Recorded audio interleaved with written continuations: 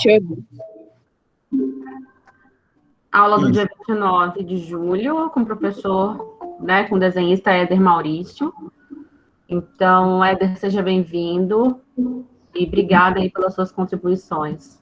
Eu que agradeço pela oportunidade. Então, pessoal, vocês conseguem ver a minha tela aí do Windows Explorer, né?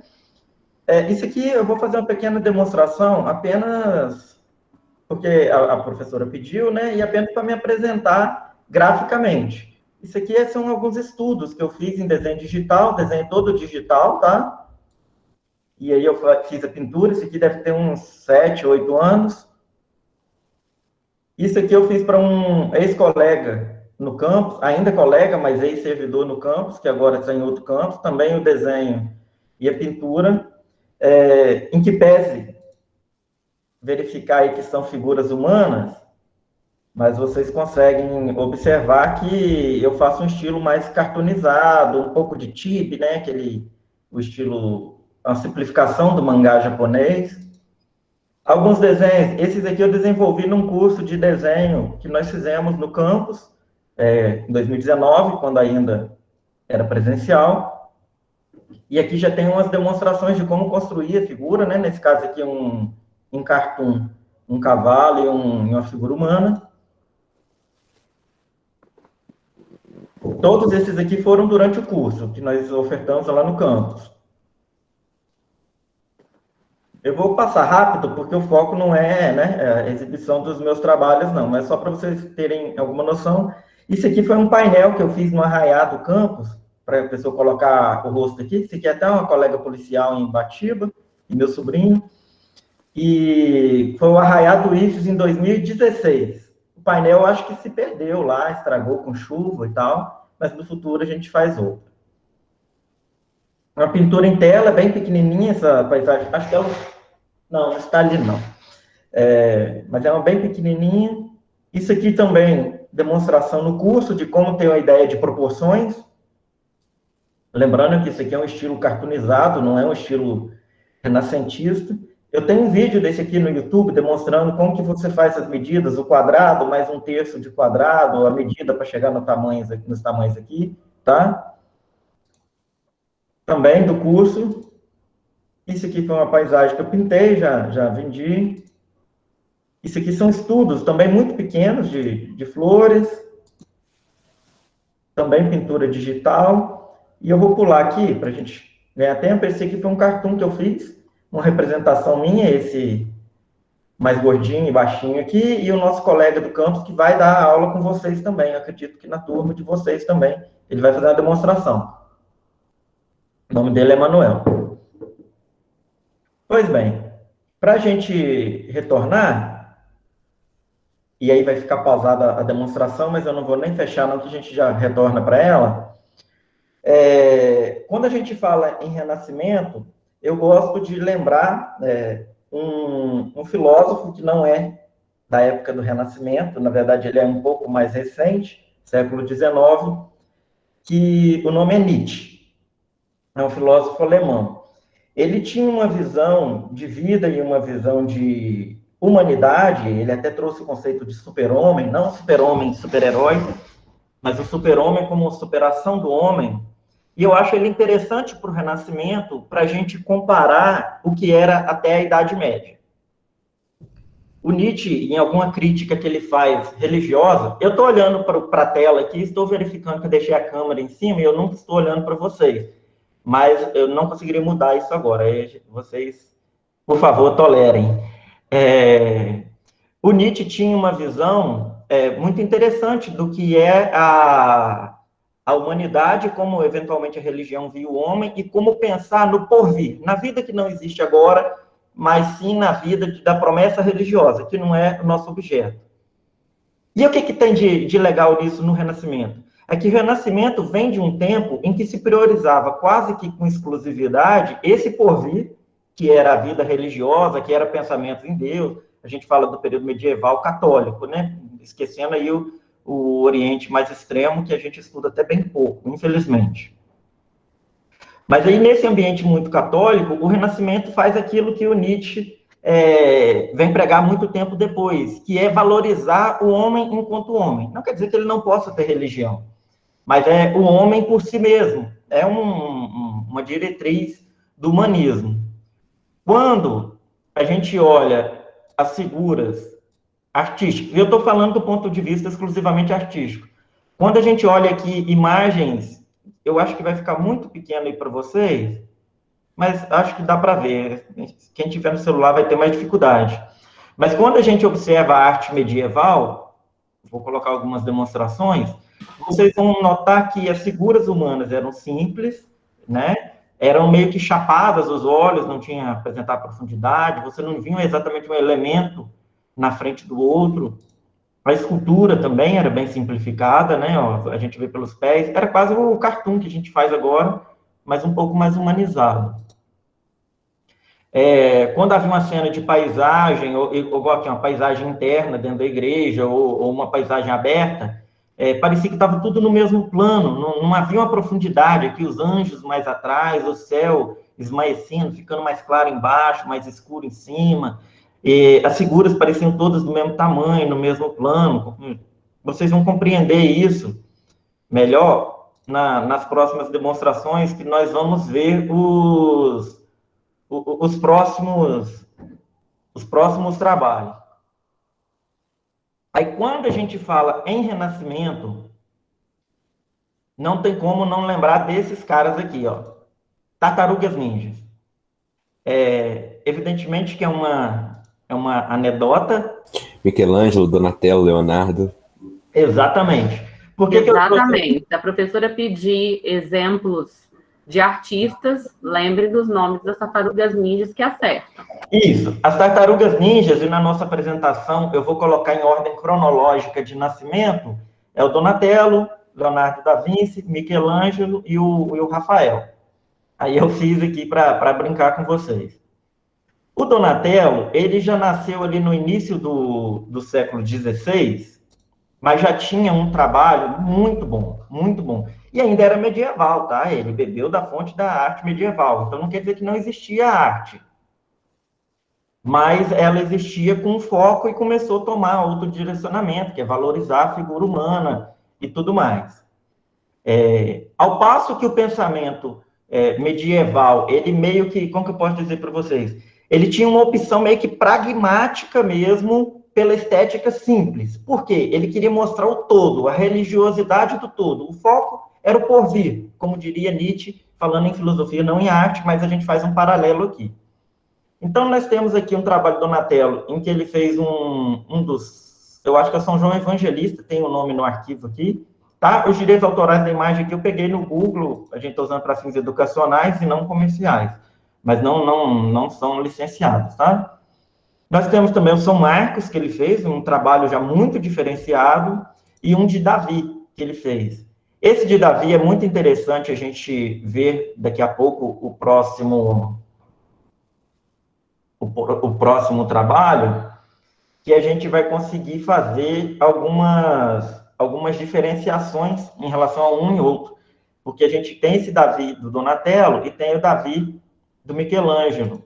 A gente tem também esse São João Evangelista aqui, eu acho que é São João Evangelista mesmo, posso ter esquecido o nome, e ele foi base também para o Michelangelo depois. O Michelangelo fez uma estátua de Moisés, e tem muito desse fundamento aqui. Éder, deixa eu só fazer porque a Júlia colocou o seguinte: é engraçado como a arte da antiguidade se perdeu em termos de qualidade depois que a religião tomou conta. Só fazer um adendo o seguinte, que no período da arte medieval, a ideia era que acontecesse uma educação por meio do olhar. Então, essas obras, elas tinham que ser de fácil interpretação.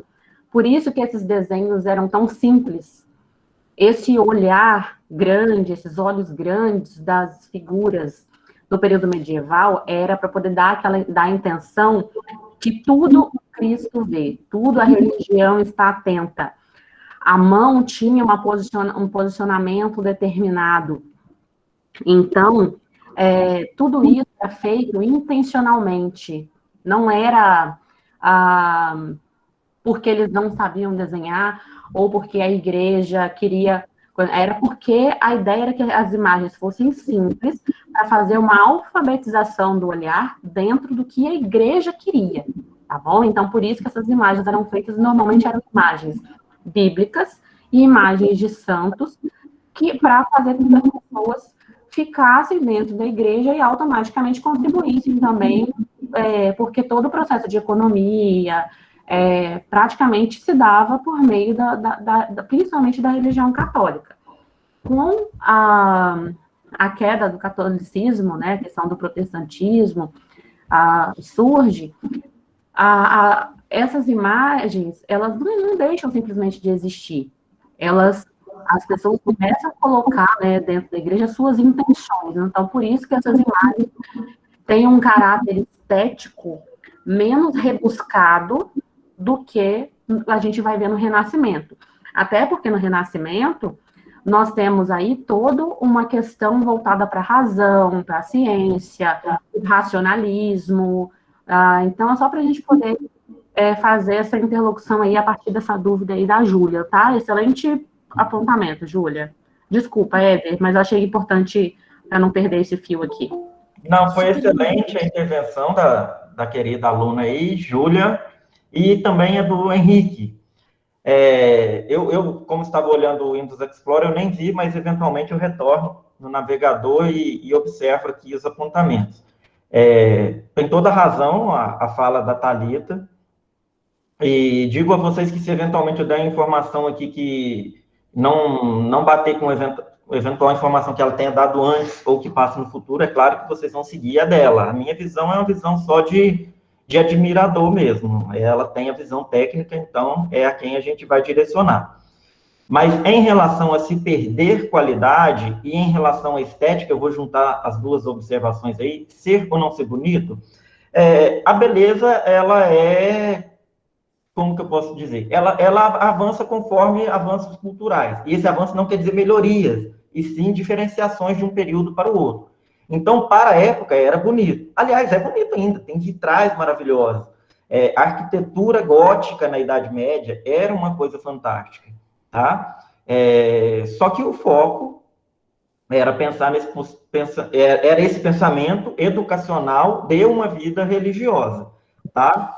E aí, outra coisa que eu acho muito importante também a gente pensar é dinheiro mesmo. Dinheiro e tecnologia. Qual era a tecnologia? E eu não falo tecnologia, eletricidade, digital, não. Falo tecnologia de conhecimento.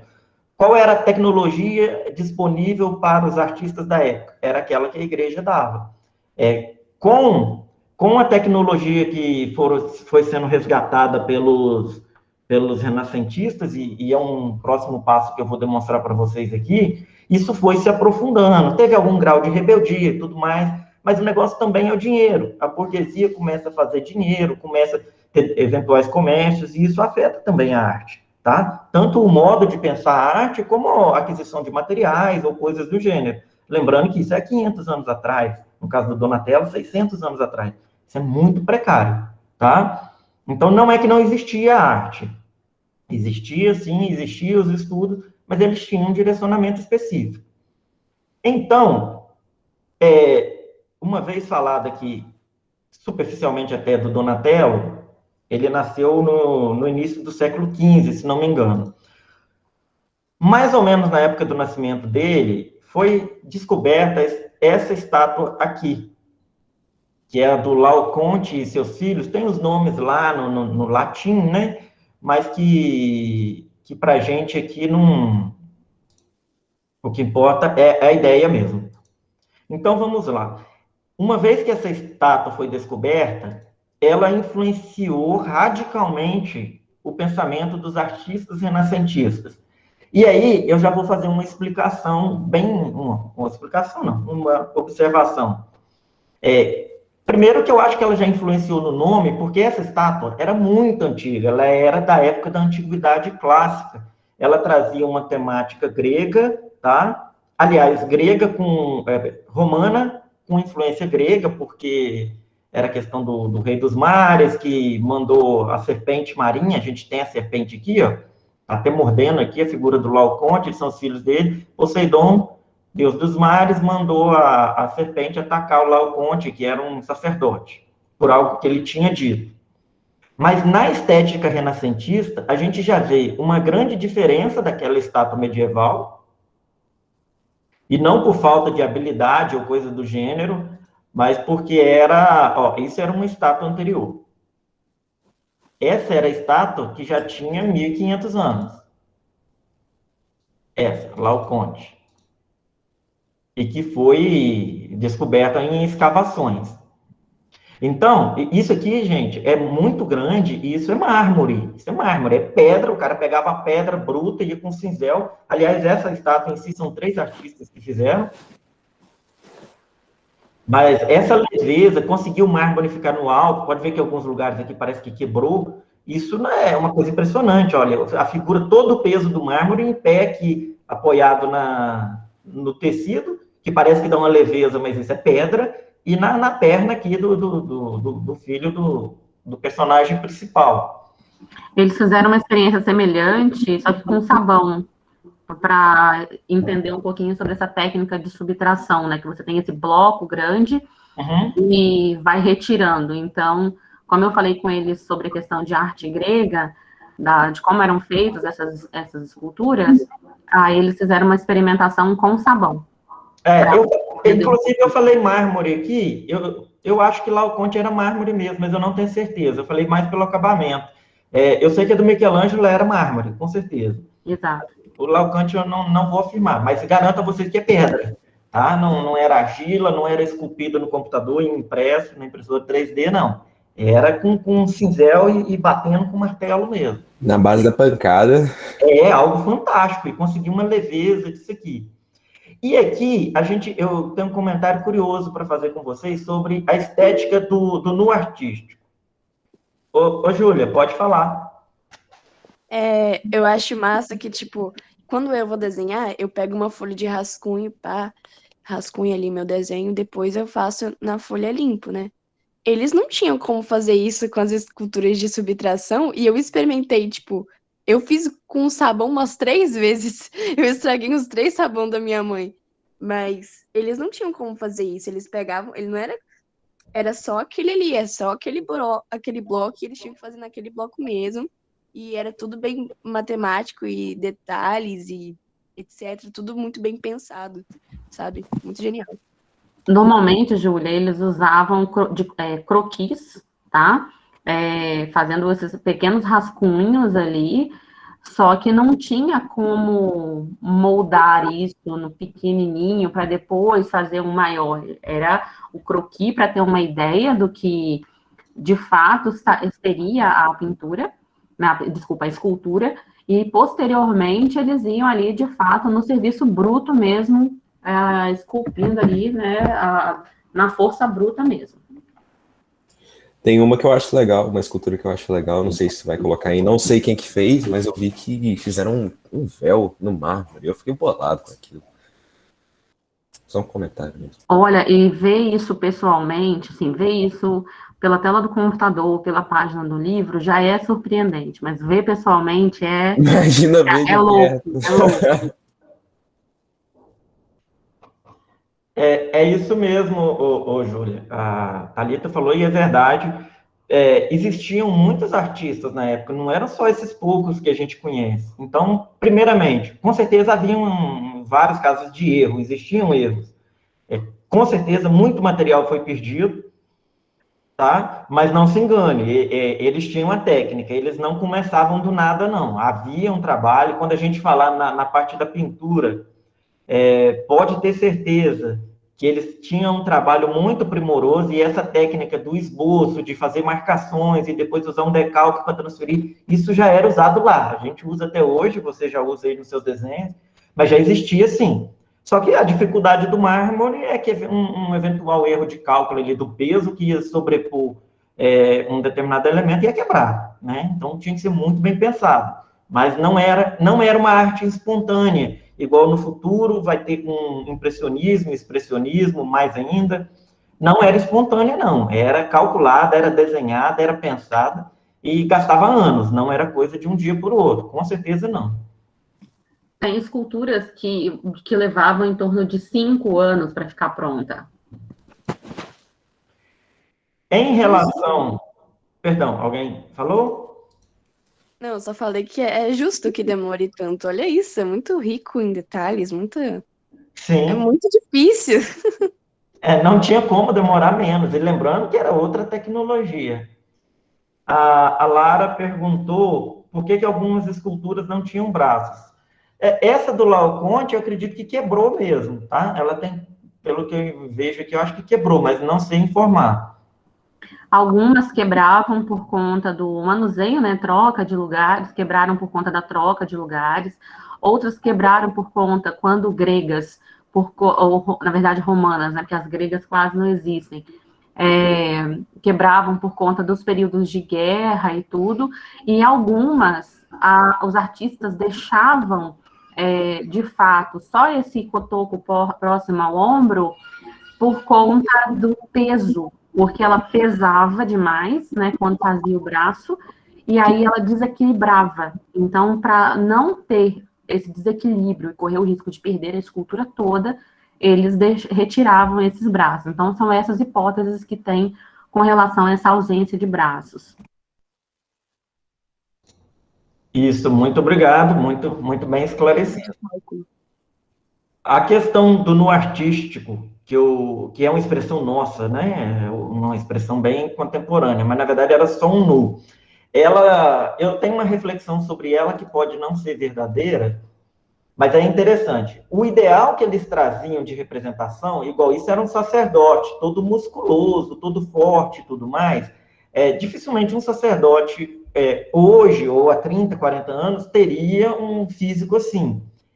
Há 1.500 anos, nesse caso aqui, 2.000 anos, é que não teria mesmo, tá? Então, a arte renascentista, ela representava um ideal e não o natural, isso tem que ficar claro, mas o trabalho de fazer esse ideal era tanto, e isso é uma conjectura minha, mas era tanto, que justifica as poucas vestes, igual aqui tem o pano que usa para equilibrar e tal, mas por que fica fazendo só o nu? Tanto para valorizar o lado humano, que era um trabalho que tinha, quanto para demonstrar o trabalho que teve. Eu vou explicar para vocês numa comparação. Se um arquiteto, e isso eu ouço arquitetos direto e falam, eles têm esse tipo de argumento, eles odeiam muro. Não é que odeiam muro, eventualmente fazem do muro também uma extensão da arte que foi a casa. Mas, se você fizer uma casa que ela por si mesma é absolutamente bela, e você vier com um muro simplório, todo reto, e cobrir muito alto, você fechou a visão daquela beleza e tudo mais.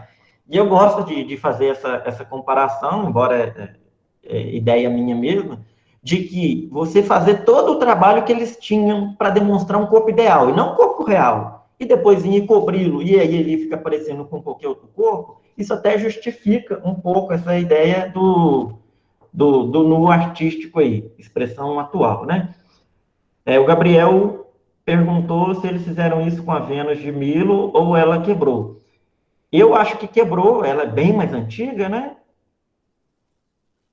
Eu acho que quebrou. Não, ela não é mais ou menos, é antiguidade clássica também, mas eu não, quebrou, a Thalita informou. Não é algo que eu pesquisei ou que me recorde, não, mas a Thalita já nos informou. Pois bem, das estátuas que a gente tinha de Donatello, que era um trabalho muito bom, igual isso aqui é um trabalho esplendoroso, aqui um trabalho em bronze, se não me engano, esse aqui, não era pedra, um trabalho já muito diferenciado.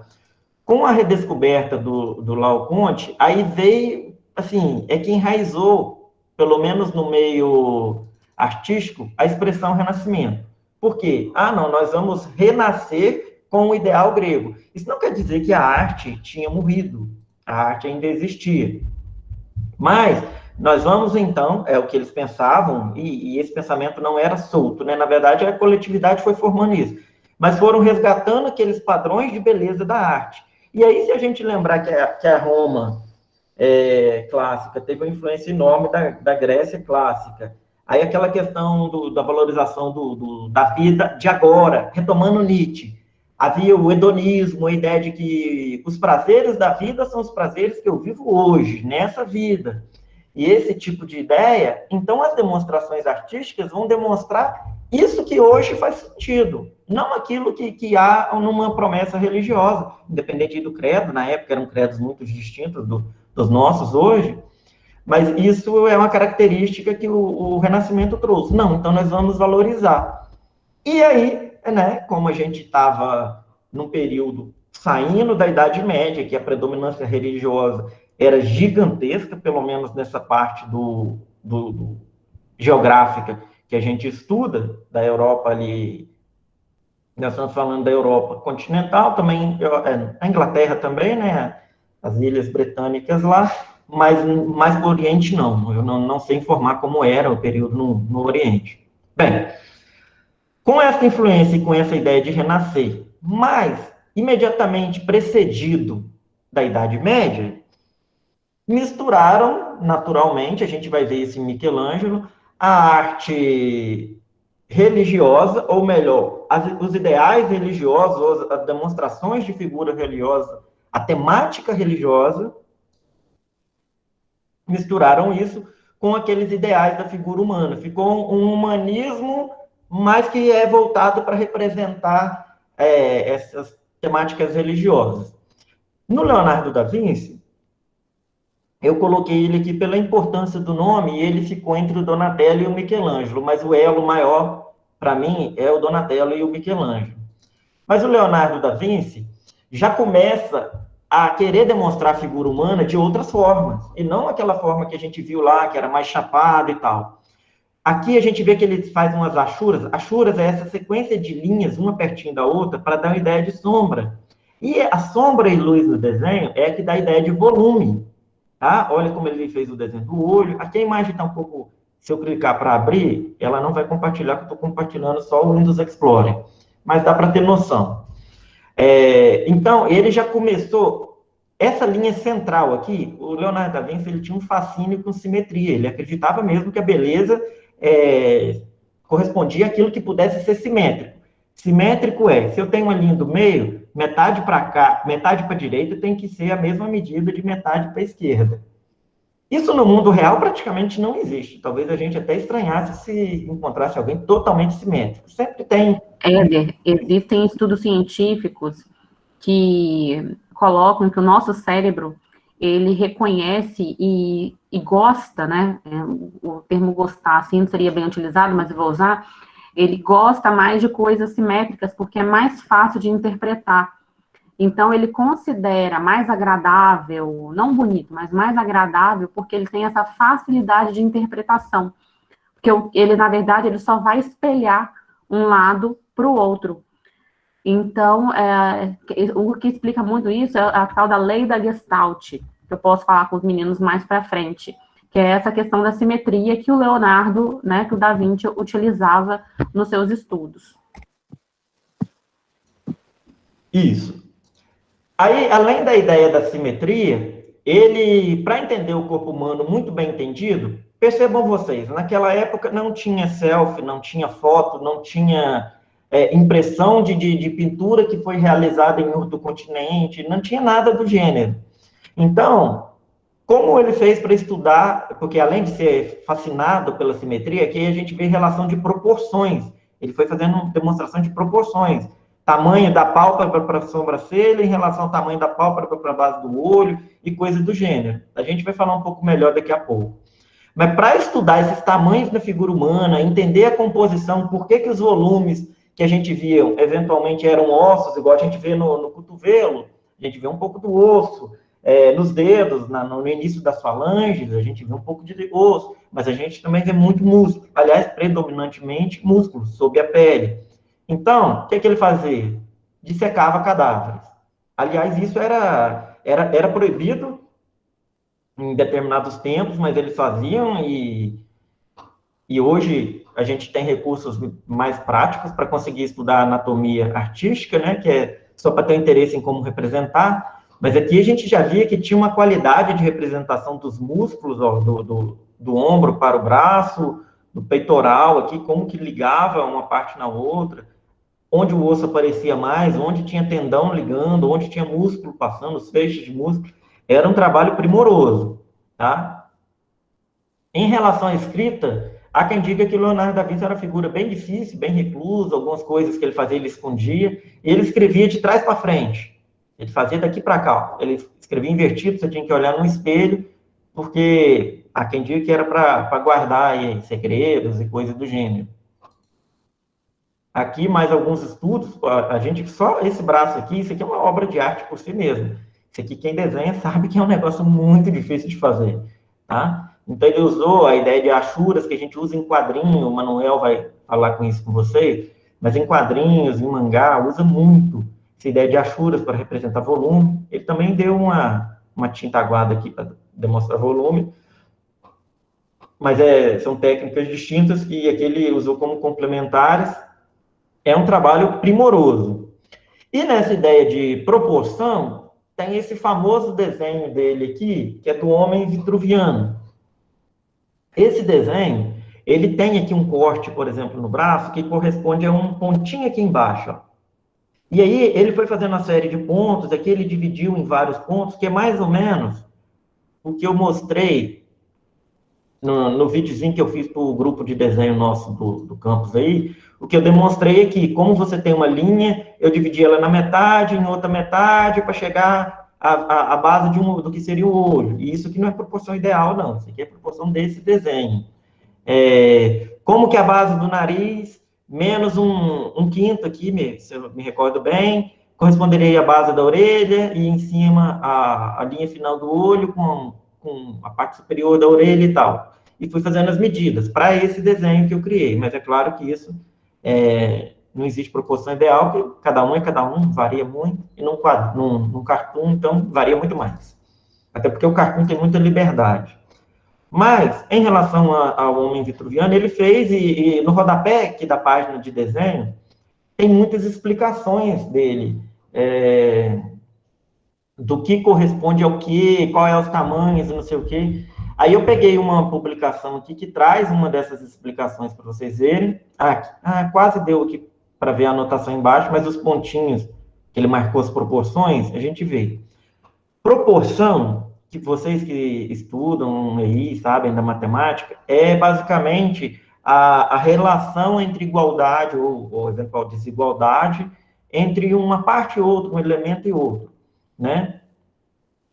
No desenho, proporção da figura humana, por exemplo, é você comparar o tamanho da mão para o tamanho do braço, quantas vezes o tamanho da mão cabe no tamanho do braço inteiro, para na hora de você desenhar, não ficar uma mão gigante, um braço pequeno, um braço gigante, uma mão pequena, você vai tendo essas relações de proporção.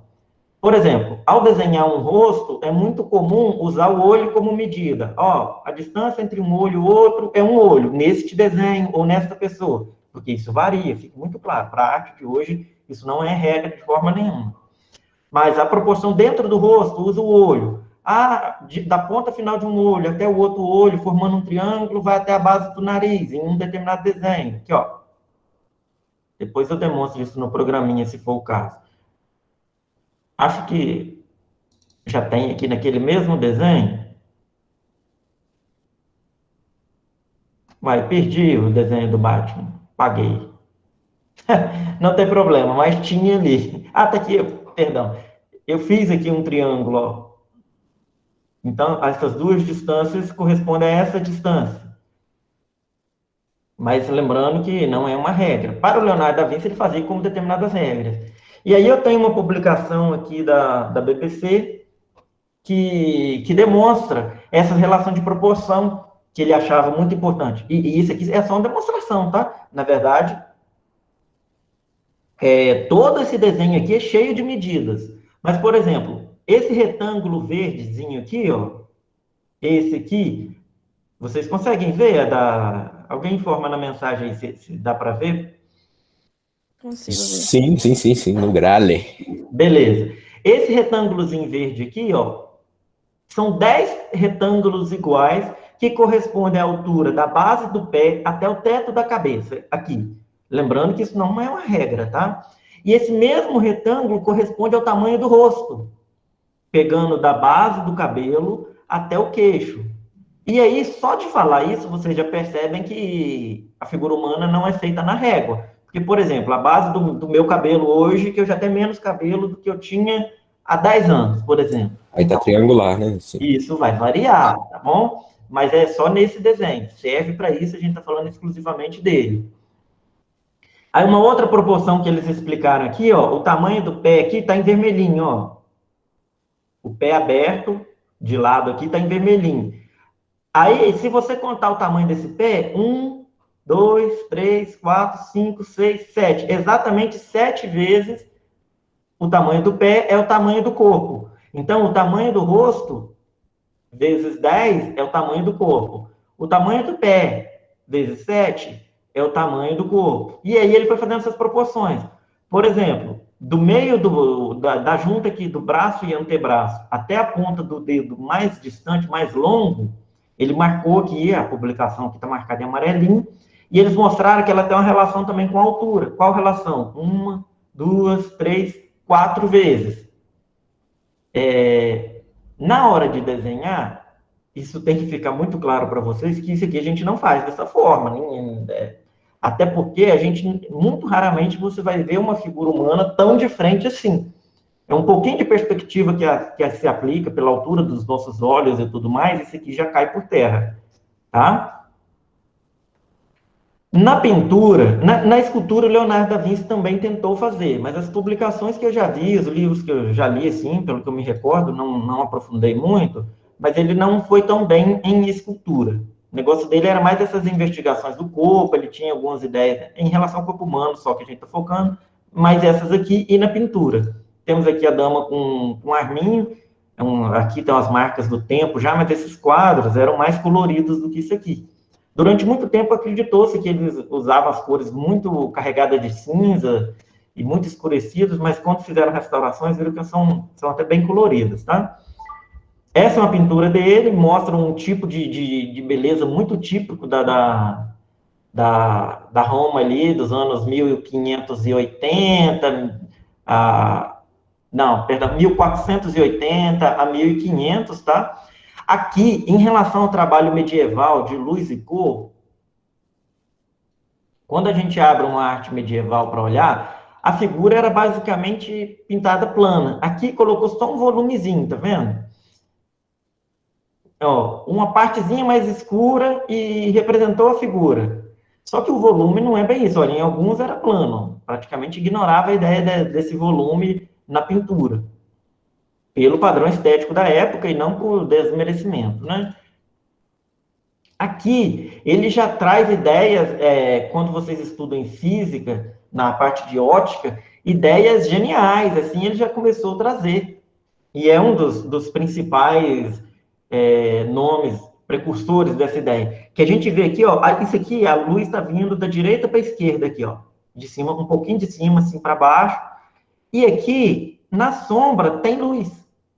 Por que na sombra tem luz? Porque a luz, ela bate, tem refrações de luz, então ela bate com menos intensidade, e é isso que dá essa ideia de volume. Você já vê aqui, ó, os lábios dela tem volume, a bochecha, tá vendo? O nariz, você vê que ele tá para frente do rosto, porque tem uma base de sombra, mas esse jogo de contraluz aqui, isso era inovação. Olha na mão aqui como que tem, ó, a luz está vindo aqui, ó, a luz aqui. Só que aqui, bateu na pele do arminho, voltou, bateu no braço, voltou, pode ter um objeto mais à frente. E se vocês fizerem uma experiência em cima de uma mesa, por exemplo, pegar uma folha branca e aproximar, por exemplo, uma laranja, uma maçã, vocês conseguem ver reflexo. Na sombra da maçã, vocês vão ver um pouquinho de luz de reflexo da folha branca. E se essa folha vocês mudarem de cor, vai mudar a cor, esse reflexo ali também. Podem testar. Depois eu posso até passar um vídeo que demonstre isso, alguns vídeos, e vocês vão notar. E normalmente a sombra, todo mundo acha que a sombra ela é sempre nessa tendência do cinza, do preto, e normalmente nós temos sombras coloridas, por conta dessa questão dos reflexos. Sim, nesse exemplo, se vocês fizeram um teste com a folha branca e um objeto, até um ovo mesmo, um ovo de galinha, que colocar, se mudar a cor do objeto que está na sombra, mas esse objeto, por exemplo, uma folha de papel verde, ela está recebendo luz e ela está refletindo essa luz na área escura de um ovo de galinha. Se vocês aproximarem, vai tomar um pouco daquela cor. Até no rosto da gente, se a gente tiver com a camisa muito vermelha, ela aparece. O Leonardo da Vinci, eu não salvei aqui um trabalho dele da Santa Ceia, que ele fez um início de perspectiva no desenho também, que é aquela ideia dos desenhos irem se encontrando num determinado eixo. Mas a gente vê depois, sem problema. Mas a perspectiva na pintura, isso foi inovação dele, a perspectiva atmosférica, que é o seguinte: o elemento daqui da frente, ele tem mais cor, uma cor mais viva, a gente chama de croma. Ele tem uma cor mais viva do que os elementos lá de trás. Além disso, porque os elementos lá de trás, eles sofrem interferência da atmosfera. E quando eu falo atmosfera, vocês podem entender como átomos mesmo. Por exemplo, se eu olho daqui para o Pico da Bandeira, num local que dê visibilidade, perto de mim tem uma árvore, e lá na distância do Pico da Bandeira tem outra, além do objeto diminuir, que é uma perspectiva linear, as coisas vão diminuindo conforme a distância, para o nosso olhar, né? Elas continuam do tamanho que são. Mas na nossa visão, elas parecem diminuir. Além disso, tem muita partícula entre o que você está vendo aqui, entre você aqui e a montanha lá. O ar é matéria. E esse ar, matéria, ele também reflete luz e tudo mais, ele ganha cores. E essas cores, por exemplo, uma folha verde aqui, quando eu vejo essa mesma folha verde a uma distância de 10 metros, não faz muita diferença. Mas de 50 quilômetros, e essa folha vai ter que ser um monte de folhas, uma floresta inteira, mas esse esverdeado, ele vai tomar a cor da atmosfera. Por exemplo, num dia à tarde, experimentem ver, eu vou dar um exemplo melhor para vocês. Eu vou ligar minha câmera, vocês olhem na câmera, por gentileza. Isso. Se vocês olharem no entardecer, vocês vão ver, por exemplo, aquele entardecer bem amarelado, que os objetos tomam aquela cor. Como está muito perto de você, a intensidade da cor do ambiente é menor, mas você olha para o céu, olha para montanhas mais distantes, você vê. Eu tenho uma tela aqui, que eu fiz isso, mais ou menos. Que é uma tela de um entardecer, a iluminação não vai ajudar muito, mas essa base toda laranja, que é a cor predominante na atmosfera, e os meus verdes são laranja. Os meus caminhos são laranjas. Tem um rio azul. Deixa eu ver se ele aparece. Tem um rio azul. O rio é laranja. Claro, ele é azul com laranja. Não sei se dá para ver bem aí. Então, essa tela aqui, por exemplo, foi bastante difícil de fazer, porque mandar laranja no meio da mata, por exemplo, é complicado. Mas essa tela, por exemplo, a cor que eu mais gastei em tinta aqui foi laranja. Não há dúvida. Não há dúvida, tá? Deve ter um ano que eu fiz, eu acho. Não sei se aparece bem alguns detalhes, enfim. Mas a predominância é essa. E quando é um dia claro, que não é um entardecer, eu fiz um estudozinho pequenininho esse final de semana, daqui do nosso Caparaó mesmo, 20 por 30. Aqui já é uma luz branca. Branca, azulada. Tá? Então, evidentemente que não é um entardecer laranja. Pode ser um amanhecer, uma manhã meio nublada, neblinada, né? Tem as nuvens aqui e tal. A tinta está fresca ainda, porque a tinta a óleo, vocês já devem ter tido alguma experiência aí, demora para secar. Então, antes do Leonardo da Vinci, a gente não tinha isso. Não tinha. Quando eu digo não tinha, é porque não tinha em intensidade. Podia até ter, tá? E aí ele também trouxe a ideia, isso era muito típico dele, de que na natureza não existe contorno muito rigoroso. Nosso olho não vê um contorno muito rigoroso. Então ele começou a esfumar ou esmaecer, sabe? O contorno aqui para dar uma misturadinha com o ambiente. E isso, na figura igual a Mona Lisa aqui, que está de perto, mas a parte lá do fundo do quadro, aí é que se mistura mesmo. E se você tentar pintar uma tela de paisagem, igual aquelas que eu fiz ali, muito simples e tal, mas é o meu limite técnico aí. Se você pintar a tela de paisagem, ou essa tela aqui, e colocar a cor, por exemplo, o rio lá atrás, as montanhas, na cor real que elas são de perto, e colocar aqui, vira uma emboleira só. Por quê? Porque os nossos olhos não veem assim. Eles veem essa noção da atmosfera, a influência da cor da atmosfera, a distância faz perder contornos, os objetos diminuem. E isso também foi inovação aí com o Renascimento. A luz refletida, como eu disse, na própria sombra, olha que o contorno do queixo dela aqui, ó, a gente vê todinho, porque bateu mais ou menos aqui no pescoço dela, no início do pescoço aqui, ombro, e retorna aqui um pouquinho de luz. Claro, muito menos intenso do que onde teria que a luz direta, até highlights, ele não fez aqui highlights mesmo, né? Alta luz, né? A luz em alta intensidade. Pois bem, e aí nós vamos para o Michelangelo. O Michelangelo, ele retoma bem o Donatello, ele estuda bem o Donatello. O Leonardo da Vinci, em termos de nascimento, ele foi no meio ali do século XVI, tá? Não, do século XV. E o Michelangelo foi no terceiro quarto ali do século XV. Então, ele é um pouco mais novo que o Leonardo da Vinci, tá? Leonardo da Vinci, ele é uns 40 e poucos anos mais novo que o Donatello, e Michelangelo, uns 20 e poucos anos mais novo que o Leonardo da Vinci. E aí a coisa desandou de vez, tá? Aí, para mim, o auge do Renascimento é o... Ah, tô vendo aqui o comentário dos colegas aí, não sei se é sobre as pinturas, da Raíssa e do Eric, obrigado, se o do Eric for também pelas pinturas, eu agradeço.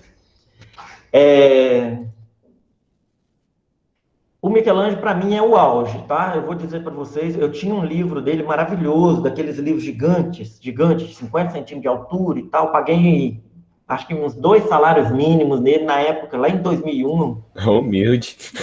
Cara, eu era pobre de tudo e tal, mas eu adorava ele, fui criado em muita dificuldade, sou daqui de Una, sou de uma região muito pobre, no alto mesmo, é a minha origem e tudo mais. Mas eu gostava muito dele, eu juntei muito dinheiro, juntei o Quem dinheiro gosta de arte normalmente é assim, gente. para E comprar. material de arte é extremamente Muito caro. dinheiro, 2 salários. Meu Deus! 2 salários mínimos na época, assim, era algo muito difícil. Eu acho que foi isso mesmo, questão de uns 2 salários mínimos, pelo menos um. Porque eu acho que foi... E se pensa isso lá nos anos 2000, a dificuldade de parcelar esse valor ainda era mais difícil, tá, gente? Não, era uma coisa assim, eu fazia pintura de letreiros na época e tal, comecei com 14 anos e foi assim que eu consegui comprar. Mas esse livro eu doei ele há uns 3 ou 4 anos para uma colega e eu digo para vocês, não façam isso, fiquem com os livros de arte. Corajoso. Ah, não, professor, isso é brincadeira, professor. Ah, desculpa, mas pelo amor de Deus. Não, valeu a pena. É uma pessoa que usa também para fins educacionais, é uma colega que estuda e é da parte de história, é vinculada com arte também. Foi um bom investimento, porque eu gosto dessas coisas para educação e tudo mais. Tanto que quando eu fiz esses cursinhos de pintura no campus, eu custeei todo o material, né, do meu bolso. Eu não sou rico, não, eu sou pobre. Não tenho carro, não tenho nada. Mas eu gosto, eu acho que para fins educacionais sempre vale a pena. O cupom Shopee... O Gabriel, até hoje eu não sei usar o Shopee, para falar a verdade. Eu não sei nem se ler Shopee. Mas eu tinha um aplicativo e não gostei, não. Eu sou fã de pagar mais e depois desfazer. Não façam isso. Tinha que ter educação financeira nas aulas, né? E aí, professor, como é que o senhor tá? Tudo bem? Quer ser um amigo, não? Assim, só de zoas? Então, o Michelangelo é o seguinte, o Michelangelo era aquele tipo de cara que quando ele resolve fazer um negócio, ele leva muito a sério. E a influência do Donatello, da ideia dos ideais artísticos da antiguidade clássica, e essa mistura com religião, e a influência também da estátua lá de Laocoonte, no Michelangelo é absurda. É absurda. Aqui a gente vê, por exemplo, a estátua de Davi, ela de lado, que é o Davi da figura bíblica mesmo, tá? O Davi que brigou com Golias, vocês vão ver depois que ele tá até com a pedra na mão, ou um instrumento que ele usou lá para acertar Golias, conforme o texto bíblico. É engraçado que isso aqui é uma escultura, então isso aqui é real. Vejam o highlight aqui, ó. Perdão, highlight não. A luz refletida dentro da sombra, como que ela é real, ó. Ela existe mesmo, ó. Então não é uma invenção do Leonardo da Vinci, foi algo que ele, de observação, percebeu e passou a aplicar nas pinturas. Mas isso é só um adendo. Então, a qualidade técnica do Michelangelo é uma coisa absurda. Eu vou começar com uma escultura dele que ele fez quando eu tinha 21 anos, que é essa aqui, que é a minha preferida de todas, que é a Pietà. Por que eu gosto? Primeiro porque ele tinha 21 anos, né? Eu com 21 anos estava dando 2 salários em livro. Não, eu era bem mais novo, na verdade. Não foi 2 salários, não, foi um salário. Eu acho que eram R$ 120 o livro na época, isso deve ter sido 2000. Enfim, deixa eu ver se tem algum comentário aqui, que eu esqueço de olhar a página. Não, tá. Vamos seguir, então. Essa Pietà, ele demonstrou uma leveza aqui nos tecidos, e isso aqui é mármore, gente. Acho que ele já usava mármore aqui, mas é pedra, é mármore, enfim. Essa mão aqui, eu não achei uma foto que demonstra ela direitinho, igual eu tinha naquele livro. Essa mão aqui, ela tá no ar. O peso dela tá equilibrado no braço aqui mesmo. E essa mão no ar, é uma coisa maluca. Pode até ter um contrapeso mínimo ali, mas é pouca coisa aqui atrás.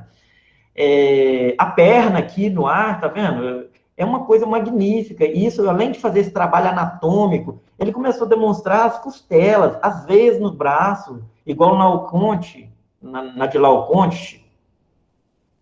A veia aparece no braço do cara. Aqui parece uma veiazinha, não sei se é uma veia, não tem um dão, não.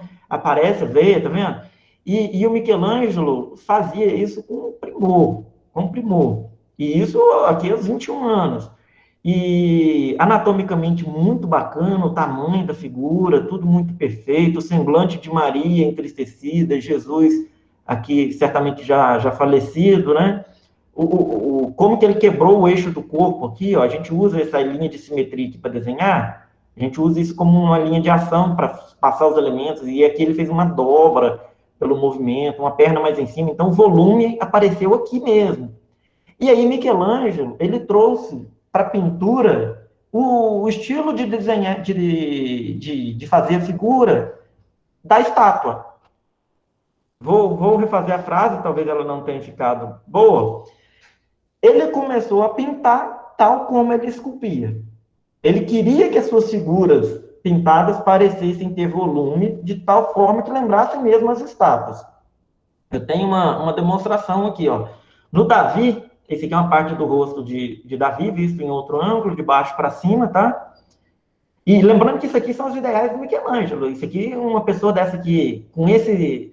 exatamente no formato de Davi, mas no tamanho menor, que vocês vão ver que é muito grande, não seria uma pessoa muito normal, não. Seria até estranho, tá? Mas era o ideal que ele tentava passar. E não era por falta de técnica. Porque se aos 21 anos ele fazia isso aqui com muita naturalidade, não é depois aos 50 que ele ia ter perdido a noção de proporção. Por que eu digo? Porque no Davi tem esses diferenciais, às vezes o nariz grande demais, a mão, vocês vão ver que é muito grande, mas era uma ideia de expressividade que ele passou mesmo. Não há dúvida de que ele era um mestre na anatomia masculina. Um mestre na anatomia masculina. Possivelmente por ele ter estudado em corpos masculinos, ou ter tido acesso a esse tipo de estudo em corpo masculino, que eles usavam cadáveres e tal, as figuras femininas deles ficavam meio masculinizadas. Há muitos livros que relatam isso, esse que eu tinha mesmo relatado. Mas uma das pinturas dele na Capela Sistina, eu não sei se vocês percebem, mas o estilo é muito parecido com o estilo da própria escultura. A ideia de volume no pescoço, aqui você pode ver que tem o contraluz também, essa imagem aqui estava bem afetada já pelo tempo, mas eu acho muito similar. Em alguns outros a gente percebe também. Pois bem, a estátua de Davi, para vocês terem noção do trabalho que era, a estátua é essa aqui, olha o tamanho. Isso aqui é uma pessoa em cima de um cavalete. Aliás, em cima de um andaime. Isso aqui é outra pessoa, isso aqui é outra. Isso era o trabalho do cara.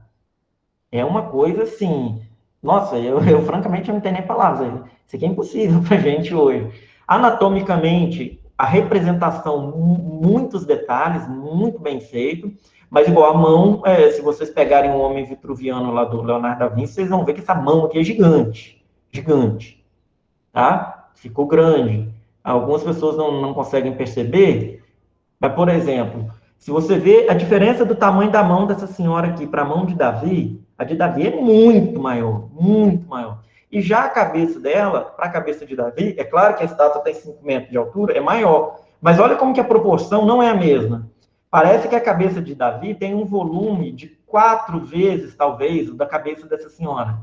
Já a mão parece ter um volume de umas 6 ou 8 vezes o tamanho da mão dela. Tá? Não sei se vocês conseguem perceber, mas isso assim, não é observação minha, não. Na verdade, os relatos dos historiadores, dos artistas e tal, trazem essa informação mesmo. Então, o trabalho dele na escultura, além de retomar o clássico, é algo fenomenal. Aí aqui, para quem quer entender a influência de Donatello, esse aqui é o melhor exemplo. Esse aqui é o Moisés que o Michelangelo representou. Aqui tem as veias das mãos, tá? Da mão aqui, passando pelo antebraço, uma coisa maravilhosa. Esse aqui é o Moisés que o Michelangelo fez.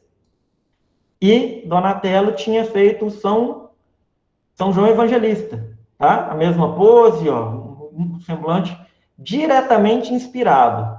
Por quê? Nas técnicas modernas, para quem tiver aí pretensão artística, ou que quiser simplesmente fazer um desenho, já vou dizer para vocês que cópia é natural, tá? Você se espelhar em alguém que você goste e fazer. Você não pode fazer um trabalho totalmente copiado e dizer que aquilo ali é criação sua, invenção sua. Não, eu pintei, mas é um trabalho que eu me baseei em outro artista. Façam as referências, valorizem quem trabalha.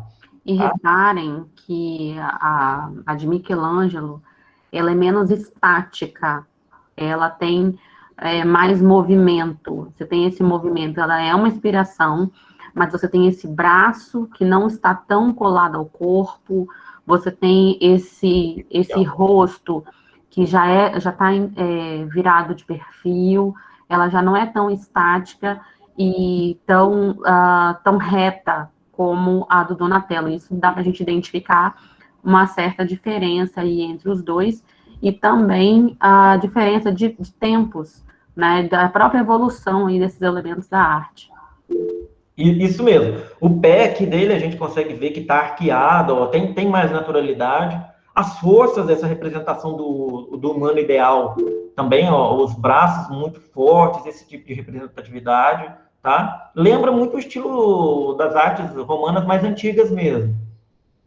E com a influência do Donatello. Em relação a Davi, eu fiz aqui para demonstrar para vocês como que a gente utiliza para desenhar algumas linhas guias de estrutura. Linhas guias é uma linha que a gente usa para demonstrar onde vai passar a sobrancelha, o olho, e depois a gente faz no esboço, tá? E depois no desenho final não aparece, mas você vê que o desenho dele, apesar de ser uma estátua, né? Mas o desenho da estátua que fica estruturado, ó. O braço, aqui a mão, nessa visão aqui, a mão está na frente, né? A mão e o antebraço na frente do braço. Só que na hora de desenhar, o braço tem que ser desenhado. Tem que ser desenhado, é modo de dizer. Mas é bom que você desenhe, porque ele tem que estar colado no ombro, ele tem que fazer sentido, para depois daqui do cotovelo sair a parte vir aqui e vai cobrir. Mas tem que fazer sentido dentro da estrutura do desenho. Então, essas aqui seriam linhas guias. Ó. Eu marquei alguns músculos aqui em vermelhinho, roseado. O olho, não tem como fazer uma escultura desse nível aqui se o olho não considerar que ele é um globo. Existe uma bola aqui, ó. E no desenho a gente faz também, tá? E aí eu passei umas achuras aqui só para ver como ficaria, ficou bem clarinho. Mas como ficaria uma representação em desenho dessa pose da estátua. Qual é o meu mérito aqui? Nenhum, tá? Só pus por cima mesmo. Foi só uma demonstração. Não saí medindo para desenhar, não. Mas sim, dá para a gente fazer 2, 3 dias de trabalho, mas daria para fazer, tá? E aí, em termos de pintura, a Igreja Católica convidou ele para fazer a pintura da Capela Sistina. Ele fez o fundo da Capela Sistina, que é o juízo final, e o teto. O Michelangelo ele se dizia exclusivamente escultor. Ele não gostava da ideia de ser um pintor. E não era mesmo um pintor primoroso. Era um desenhista primoroso, mas não um pintor primoroso. Para ele, né? Isso aqui é o teto da Capela Sistina. Primeiro, eu quero falar para vocês das dimensões. Isso aqui, eu acho que é 40 por 20, dois quadrados. Aqui está aparecendo 2 retângulos, mas eu acho que é 40 por 20. 40 metros. Imagina aquele prédio do nosso bloco B ali no campus. O teto dele todinho. A 14 metros de altura de um poste. Isso em 1500. Então, quando a gente vê essa famosa figura de Deus dando a vida a Adão, ou Adão dando a vida a Deus, a depender de quem quiser interpretar, essa figura maravilhosa aqui é um quadro que está aqui, ó. Esse retângulo. Mas isso aqui tudo é o teto da Capela Sistina. A Lohane pediu para falar, Éder. Opa, eu não estava vendo, não. Lohane, pode falar. Desculpa aí eu não ver. Lohane? Então pode continuar, talvez ela apertou sem querer. Foi sem querer? Ah, ela informou aí mesmo. Tudo bem. O Gabriel perguntou aí se o desenho... Ah, o desenho que vai fazer, né? A atividade que você vai passar. Então, não é comigo, não. Não se preocupa, não, que o egípcio sem proporção tá tranquilo.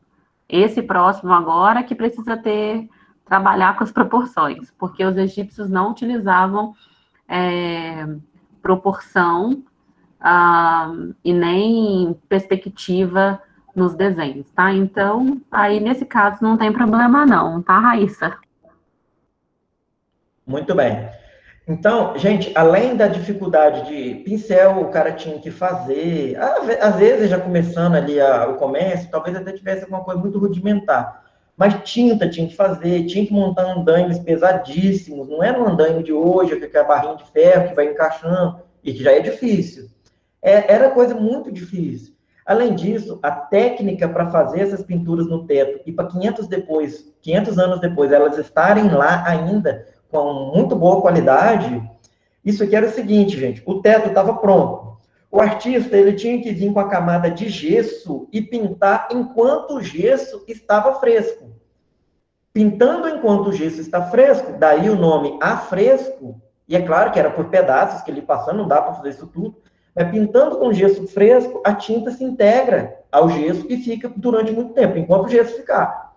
Claro, perde um pouco, desbota um pouco, mas é muita naturalidade. O afresco, eu vou inventar uma expressão aqui, mas ele é quase uma tatuagem na parede ou no teto. Tá? E tecnicamente é difícil de fazer, porque é uma tinta que seca rápido, não é igual óleo, que você vai matizando para fazer esses volumes aqui e tal, muito difícil. Técnica de trabalho. Desenhava muitos desenhos no papel, no chão, isso é evidente, ele não ia com lápis lá no teto, tá? Nem carvão, ele fazia no chão, num papel, pegava um papel muito grande e usava algum esquema de carbono para passar para a tela, para o teto. Várias possibilidades. Por exemplo, se você passar o grafite no verso de uma folha que tem um desenho, aí você põe esse grafite em cima da folha em branco e vai no verso dele onde está o desenho, passa por cima. Ou seja, você está pressionando o desenho de cima para baixo, no verso dele está em grafite e ele está sobre uma folha em branco. Então, o grafite que você ranhou tudo embaixo vai passar. Você pode fazer isso com carvão também. É porque hoje eu acho que vocês nem sabem o que é carbono, né? Imagino que nem saibam. Mas seria isso, é uma forma de que o desenho vai passar. Outra forma é você ter um desenho em papel ou em tecido e fazer vários furinhos com algum tipo de agulha mais grossa e tal, e ir passando carvão nesses furinhos, e aí ele vai formar um pontilhado dos desenhos, e depois você vai nesse pontilhado e vai juntando e refaz o desenho lá no tamanho que você precisa. Porque é claro que ele não fazia essa figura humana aqui de tamanho real, por exemplo, quase real, ele não fazia isso aqui. Isso não tem condições de fazer lá no teto. Ia ficar tudo torto, ia ficar desproporcional e tudo mais. Em questão de anatomia, aqui o rosto parece estar um pouco menor, mas é porque ele está inclinado para trás, mas pode ver que a mão aqui já tem proporções tudo bem idealizada, já não é tão grandona igual a do Davi e tudo mais, tá? Aqui esse aqui é o fundo da Capela Sistina, que ele fez o nome é Juízo Final, Dia do Juízo Final, algo assim. Retrata as pessoas que não foram arrebatadas, e aí tem aqui tipo aquele lago da mitologia grega, que tem eu esqueci o nome do Careonte, eu não lembro o nome não, é uma figura grega lá que leva as almas perdidas, as pessoas que foram salvas subindo, Jesus e Maria aqui no centro, naturalmente Jesus e Maria, porque era uma igreja católica, então Maria é uma figura muito importante, claro. E tem essas figuras aqui representam apóstolos, profetas, enfim, eu não sei identificar quais são, não. Só sei que é Jesus e Maria aqui no centro. Rafael Sanzio, que é o que a gente vai ver em seguida, ele se inspirou bastante no Michelangelo, apesar da diferença de idade dele ser menor, coisa de 10 anos, 15 anos, e ele tem uma figura que me lembra muito essa composição aqui também. Só que esse Rafael Sanzio era um pintor melhor que o Michelangelo. Michelangelo era um exímio comparado ao hoje, o que a gente pode fazer, ele era fantástico. Mas o Rafael Sanzio eu acho que fazia os trabalhos mais bonitos. Então, já vou direto já mencionei, a gente vai direto para o Rafael Sanzio. Essa figura aqui me lembra um pouco aquela do arrebatamento, mas muito pouco. Alguém pediu a fala aí? Não, né? Não. Éder, eu estou olhando a hora aqui, tá? A gente tem mais 30 minutos. Sim, tá calculadinho aqui. Eu estou seguindo um cronograma que eu deixei na folha atrás do monitor, para vocês não verem. Perfeito. Mas eu estou seguindo esse cronograma para dar tempo, e aí a demonstração de técnicas modernas, eu não tenho condição de desenhar, mas tenho condição de demonstrar mais ou menos como é feito. No futuro, acabando a pandemia, aí, quem sabe a gente tem uma oportunidade. E aí eu me coloco à disposição com a turma. Aqui ficou bem escura, não era tão escura a pintura dele assim, não era tão escondido na sombra, é mais a foto mesmo, mas me lembra aquele movimento, uma figura um pouco mais natural, menos forte, né? Rafael Sanzio, ele fazia muitos anjinhos também, eu gosto muito desses anjinhos que ele fazia. Esse aqui no Triunfo da Galateia, eu fiz uma pintura, acho que em 2003, eu tinha uns 14 anos, eu acho. Eu fiz esse anjinho aqui 2 vezes numa aula de pintura, e tá com alguém em Una até hoje. Eu não sei, não lembro para quem que foi vendido isso, não. Eu acho muito legal. Essa pintura é bem coloridinha, depois que eles limparam aqui. Isso aqui é um afresco também, se não estiver enganado, tô vendo as rachaduras aqui, tá? Então, ele tinha essa influência e fazia esses afrescos, e eram conhecido também por suas Madonas, que era a pintura aqui de figurinha de Jesus e São João Batista e Maria e tal, embora eu acho que no contexto bíblico eles não tenham se encontrado quando criança, não me recordo. Também a temática religiosa, claro, sempre forte, até porque os clientes eram, em geral, a igreja ou mecenas vinculados à igreja, tá? Eles sempre faziam uns anjinhos, eu acho bem, bem legal. Eu acho que essa figura dele aqui é Deus, se não me engano, e me lembra muito o Deus de Michelangelo lá, Deus dando a vida a Adão.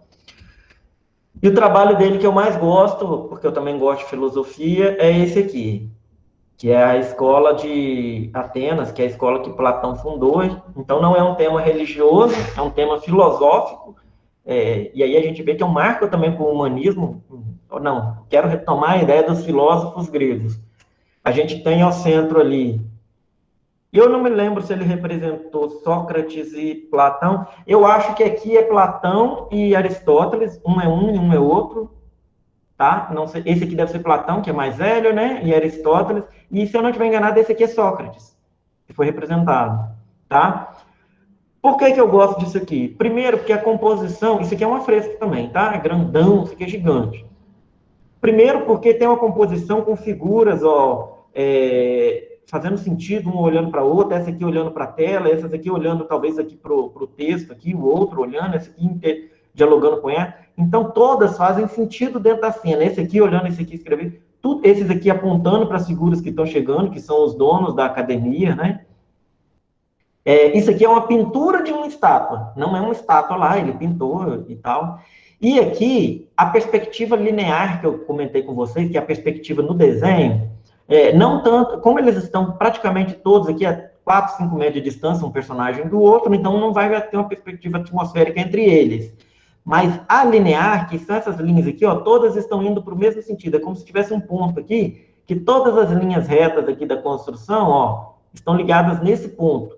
No desenho, isso a gente chama de perspectiva, isso aqui seria um ponto de fuga, que ele dá a ideia da altura do olho do observador, que é a altura do olho aqui, no meio do olhar dos dois principais filósofos, tá? Pegaria aqui assim, Olha que genial, nada é por acaso, né? Cara é genial.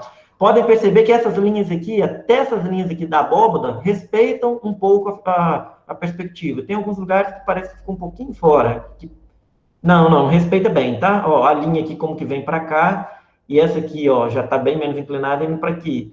Pode dar uma diferencinha aí, até pelo tamanho, mas primoroso, trabalho primoroso. Lembra também os estilos do teto da Capela Sistina, tá? Eu foquei nessa apresentação com vocês no lado das figuras humanas, porque o nosso tema é a representação da figura humana no Renascimento, Mas o Leonardo da Vinci tinha umas manias de inventores, nunca inventou nada, mas tinha muita criatividade para desenhar projetos de algumas coisas. Dizem que alguns eram cópias e tudo mais, enfim. Mas a genialidade dele ia muito além disso, fazia muitas outras coisas. O Michelangelo era escultor de figuras humanas, pintor de figuras humanas, poeta, e ele era um exímio arquiteto, ou engenheiro. Na época, eu acho que não havia diferenciação, mas vocês podem pesquisar depois no Google que a abóboda da Basílica de São Pedro, que está em pé até hoje, nesses 500 anos, foi ele que projetou. Então, além dele fazer essas pinturas tudo, eu não sei onde ele arrumava tempo, apesar que ele viveu mais de 80 anos, mas além dele fazer isso tudo, ele ainda projetava. Eu acho que ele tem um pátio lá no Vaticano que ele projetou também, se eu não estiver enganado. Então, assim, eram figuras geniais e talvez a principal contribuição que o Renascimento trouxe nesse sentido é a ideia de que existia uma arte bacana, eu vou me fundamentar nela, mas para eu fazer isso, não é só olhar. Eu vou entender o método, eu vou entender a técnica, eu vou desenvolver métodos e técnicas. O que eu estou dizendo para vocês? Que o interessante disso tudo é que esses caras eram muito estudiosos.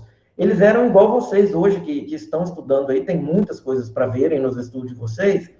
Eles eram assim também. Claro, às vezes não era dentro de uma academia, às vezes eram autodidatas, tinham que fazer tudo por conta própria e pesquisas em campo. Por exemplo, vou estudar anatomia. Não era com boneco, não era videoaula, não era... tinha que ir num necrotério, sabe-se lá se eles faziam isso com regularidade, se era crime, enfim. Mas eram estudiosos. Por exemplo, para Leonardo da Vinci pintar uma mão dessa aqui, ele estudava num cadáver essa disposição das mãos. E veja que aqui está inclinado, mas é a mesma ideia, praticamente. Tá? Ó. Então, eram pessoas muito estudiosas. E o recurso que tinha para aproveitar esses estudos no futuro, em trabalhos mais finalizados, mais bem acabados, era justamente os desenhos. E a gente usa essa técnica até hoje, de ter um caderninho de sketchbook para ficar fazendo seus rascunhos, né? Isso é muito comum. Eu sei se tem alguma dúvida, alguém quer fazer algum comentário, porque eu vou falando disparado, né? Quando você começou a pintar? Eu comecei, desde criança, sempre gostei de desenhar, mas quando eu tinha 14 anos, com uma situação bem difícil, né? Venho de uma realidade muito simples, aí eu resolvi pintar, eu fazia alguns desenhos, resolvi pintar letreiros em parede. Aí com 14 anos eu comecei a fazer e cobrar, né? Fazia umas porcarias e tudo mais. As pessoas me contratavam talvez até mais para ajudar do que pelo trabalho em si. E era bem difícil, uns 20 anos. Era difícil porque você não tinha conteúdos de fácil acesso, igual para comprar um livro. Eu juntei um dinheiro um tempão, gastei um dinheirão, depois fiquei 5 anos sem comprar nenhum outro. Era mais ou menos assim. Então, não tem idade para ninguém, pode começar em qualquer idade. A internet hoje está muito fácil, tem cursos online, tem vídeos gratuitos no YouTube, mas eu, particularmente, sempre fiz. Só que eu parei de um tempo, fui fazer concurso, fazer faculdade e tudo mais. Nós podemos passar para adiante? Querem fazer algum comentário? Se tiver dúvida aí, a professora Thalita pode ajudar a esclarecer também. Não, tá tranquilo, pode seguir. Eu separei na nossa pastinha o que eu chamei aqui de técnicas modernas, mas que, na verdade, é só para a gente dar uma olhada em como a gente desenha. Por exemplo, esse primeiro desenho aqui não é tão moderno, a técnica. Já tem 100 anos isso aqui. Que foi o Loomis. Porque, vejam, se eu quero fazer... Se a professora Thalita pedir para vocês desenharem o Davi, vocês podem fazer usando várias técnicas. Quadriculado, enfim, existem várias técnicas. Quadriculado é isso aqui. Eu peguei um desenho bem simples, em que se você fizer o mesmo quadriculado, basta seguir onde foi ligando uma coisa na outra, contando certinho os quadrinhos, que você reproduz o mesmo desenho. E às vezes até em tamanho maior. Essa técnica aqui, por exemplo, Michelangelo e Leonardo da Vinci, enfim, os grandes mestres usavam. Porque você faz um desenho num tamanho de uma folha normal, para ele ficar grande, você quadricula e aí você não perde as proporções, tá? E isso era usado nas estátuas também, não se engane, não se engane. Não eram adivinhos, não, eram estudiosos e dedicados, podem ter certeza. Tinha talento, mas o talento era lapidado no estudo dia a dia, tá? Mas essa técnica do Loomis aqui, é porque nem tudo que a gente vai desenhar, a gente vai medir ali e tudo mais. Às vezes a gente está criando, às vezes a gente quer entender o volume. Então, qual é a técnica dele aqui? Eu tenho uma esfera, ele fez uma sombra projetada aqui, uma sombra no objeto, para ver que é uma esfera e não um círculo, tá? Ele tem uma esfera. Aí ele fala assim, imagine que um prego passou no meio dessa esfera, considerando que ela seja menor, uma estaca, né? Só para você saber que aqui é o meio da esfera e aqui é o meio lá de trás. Você não vê onde ela está ultrapassando aqui o volume da esfera, onde saiu o prego, mas você sabe que está por aqui, ok? Aí, com linhas ovais, a partir desse meio, que são linhas que contornam essa esfera, então não são círculos, são linhas que contornam o meio ideal aqui, você tem uma noção de onde está passando lá atrás, onde está passando aqui na frente, para saber o volume, ok? Aí, com esse preguinho aqui, você consegue inclinar na ideia do desenho e ver, ó, aqui seria um nariz apontando para cima, por exemplo, aqui um pouco mais para frente e menos para cima, mas ainda assim para cima. Aí, o que ele fez aqui? Nessa linha central, eu faço um corte, como se fosse uma laranja. Ele pegou aqui, ó, e fez um corte aqui. E aí, ele faz um corte aqui de 3/4, mais ou menos, para tirar um pedaço, como se fosse a tampinha da laranja, de um lado aqui e de outro. A maioria dos desenhos que eu vejo, eles não fazem esse corte no meio aqui, não. Só esse da tampinha de laranja aqui, porque a nossa cabeça não é tão redonda. E ainda está o objeto aqui, ó, a gente está vendo a esfera. Aí essa linha do meio, ele puxa ela reta a partir desse primeiro quarto aqui, ó. Isso aqui fica para a cabeça, para o crânio. Aí aqui ele já faz ela reta, acompanhando a ideia do volume, ó, e desse corte, ok? E aí ele pega a altura da testa e a altura do rosto, e são 3 partes iguais, da base do nariz ao queixo, ao olho e a testa. Aqui está um pouquinho diminuindo, porque o rosto a gente está vendo de baixo. Então, se você medir, esse aqui é menor que esse menor que esse, tá? Mas se fosse de frente, seria aqui, ó, mesma distância, tá? Essa com essa, essa com essa. Eu posso pôr no programinha e demonstrar isso aqui. Mas aí ele fez a marcação, fez uma base para o nariz, tá? E uma base para o queixo. Se você fizer esse estudo do jeito que está aqui, já é um excelente estudo, você não precisa terminar o desenho. Você já percebeu que o nariz tem um volume à frente da esfera, que o queixo ele sobressai da esfera, que o crânio praticamente segue a esfera, que a orelha, nessa linha guia aqui da bola, considerando que não é reta, porque a bola aqui, a esfera é circular. Mas nessa linha da orelha, é a mesma linha de base aqui, ó, do pé da orelha, aliás, da base aqui da orelha, é a base do nariz, quando tem a mesma curva, ó. Por que a curva? Porque a gente está olhando de baixo. Se fosse reto, era reto. Se estivesse de frente. E o teto aqui da sobrancelha, a parte superior, ó, no contorno dela, é a parte superior da orelha. Claro, eu, por exemplo, eu sou muito orelhudo. Isso aqui seria diferente. Mas é uma noção para entender os volumes da cabeça. Aqui, como ele está olhando inclinado para baixo, ó, a linha é a mesma. Seria essa aqui. Eu posso pôr no programa e demonstrar essas linhas para vocês, tá? Isso aqui é um estudo moderno de anatomia, ó, com proporção, igual o Leonardo da Vinci começou a pregar a ideia de proporção mais fixa. Isso aqui é um desenho que é o seguinte, eu tenho uma cabeça num quadrado. Então, a altura de uma cabeça, aí ele mediu até a altura do mamilo aqui, ó, do peitoral, segunda cabeça, até o umbigo, mais ou menos, terceira cabeça, até o final do tronco, início da perna, né? Quarta cabeça.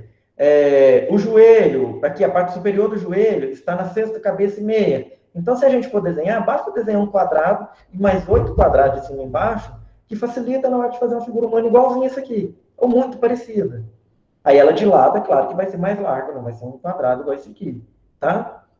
Esse desenho aqui a gente tem condições de fazer um dia, uma demonstração, se, né, passar a pandemia aí, a gente faz até começando igual, da segunda linha para a terceira, a gente faz um corte. Não precisa começar dos objetos, não. Às vezes a gente desenha a área negativa. A área não desenhada, igual aqui, ó, ela dá um contorno para a área desenhada. Tá? Isso aqui é uma figura bem estilo estátua renascentista também. Essa técnica aqui, ela é muito usada quando a gente está com um objeto na nossa frente.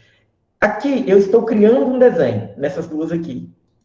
Aqui eu estou com uma estátua na minha frente e eu quero fazer um desenho dessa estátua, por exemplo. Aí eu pego o lápis, por exemplo, eu marco um ponto em que minhas costas vão ficar bem reta e fixa, estico o braço ao máximo, segurando um lápis, e eu vou marcando, ó, daqui aqui no lápis tem esse tamanho, olhando para a figura. Aí eu vou o papel naquela mesma medida e marco daqui aqui. Seguindo essa mesma linha, mais esse tamanho aqui que eu observo na realidade, nessa mesma linha vertical, está a quina da sobrancelha. Aí eu marco um ponto aqui, um ponto aqui, um ponto aqui.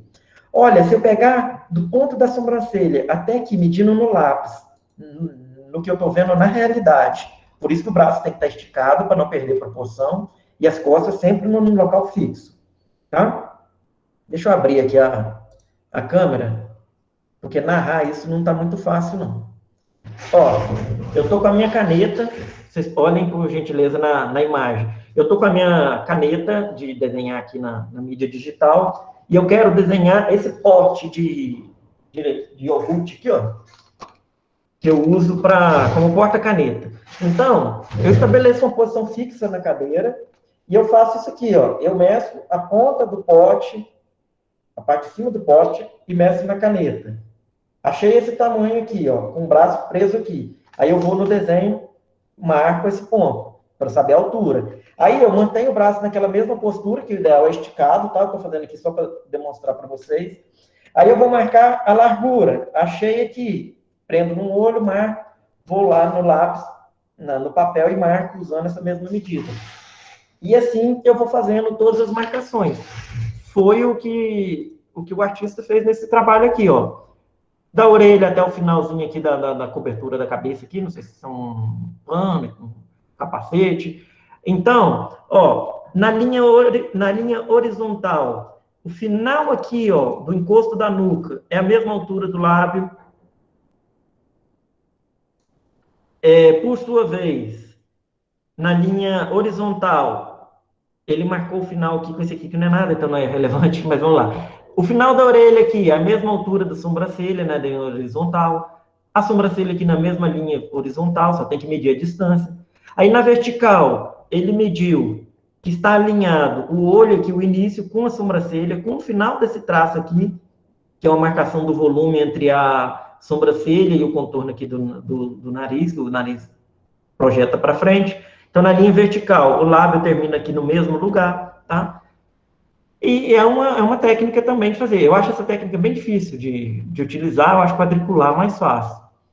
Esse desenho aqui, eu acho que até do Leonardo da Vinci também mostra proporções, ó. Essa altura aqui é a mesma dessa aqui. Então, a distância da base do nariz até a boca é a mesma da base do olho até o final da sobrancelha, ó, nesse desenho. Não que seja uma regra, tá? Aqui é um quadrado. Aí ele fez um terço de um quadrado para frente para achar a linha do olho aqui, da frente da sobrancelha, base aqui do nariz superior e altura máxima dos lábios.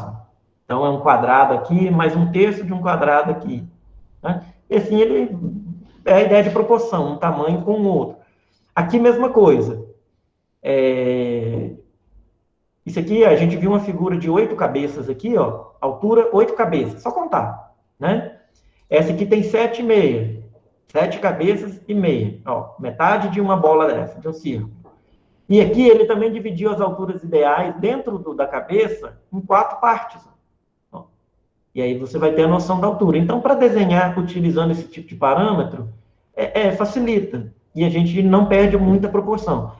Tá? E aí, quando a figura começa a se movimentar, ó, daqui para aqui, essas linhas tendem a distorcer, porque não é a mesma coisa, a cabeça está mais para frente, ela está inclinada, mas se você tiver aquela noção de tamanho lá, você não vai errar, tá? No cotovelo, por exemplo, a pessoa em pé nunca vai chegar na altura da coxa.